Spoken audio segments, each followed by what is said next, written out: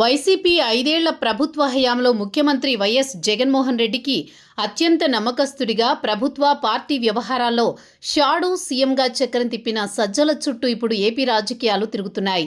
గత ప్రభుత్వంలో జరిగిన అనేక భూదందాలు, గనుల అక్రమాలు, ఇసుక దోపిడీల వెనుక ఆయన వ్యూహాలు ఉన్నాయనే ఆరోపణలు మొదటి నుంచి వినిపిస్తున్నాయి. రాష్ట్రంలో కూటమి ప్రభుత్వం అధికారంలోకి వచ్చిన తర్వాత అనేక మంది మాజీ మంత్రులు, కీలక నేతలు వరుసగా ఏసీబీ, సిఐడి కేసుల్లో అడ్డంగా దొరికిపోయినప్పటికీ సజ్జల మాత్రం తనపై ఎలాంటి ప్రత్యక్ష మచ్చ పడకుండా జాగ్రత్త పడడం రాజకీయ వర్గాలను సైతం విస్మయానికి గురిచేస్తోంది. సజ్జల అత్యంత వ్యూహాత్మకంగా వ్యవహరిస్తారనే పేరుంది.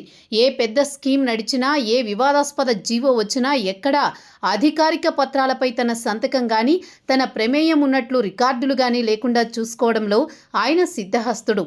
విచిత్రం ఏమిటంటే భవిష్యత్తులో దర్యాప్తు సంస్థలు రంగంలోకి దిగితే ఆయా నిర్ణయాలకు అధినేత వైఎస్ జగన్ లేదా సంబంధిత మంత్రులే బాధ్యులయ్యేలా సాక్ష్యాలను వదిలేస్తారు తప్ప తన వైపు వేలు చూపించే అవకాశం ఇవ్వరని పార్టీ వర్గాల్లోనే టాక్ నడుస్తోంది. అయితే ఎంతటి తెలివిగల వ్యూహకర్త అయినా ఏదో ఒక చోట తప్పులో కాలేయక తప్పదన్నట్లు గత ప్రభుత్వ హయాంలో జరిగిన భారీ మద్యం కుంభకోణంలో సజ్జల పాత్రకు సంబంధించిన కీలక లింకులు దర్యాప్తు సంస్థల చేతికి చిక్కినట్లు తెలుస్తోంది. ప్రభుత్వ మద్యం దుకాణాల నిర్వహణ, డిస్టిలరీలకు అనుకూలంగా నిబంధనల సవరణ, క్యాష్ రూపంలో జరిగిన వందలాది కోట్ల రూపాయల లావాదేవీలపై విచారణ జరుపుతున్నట్లు ప్రత్యేక దర్యాప్తు బృందం చేతికి సజ్జల ప్రమేయాన్ని సూచించే కొన్ని డిజిటల్ ఆధారాలు, వాంగ్మూలాలు అందినట్టు సమాచారం.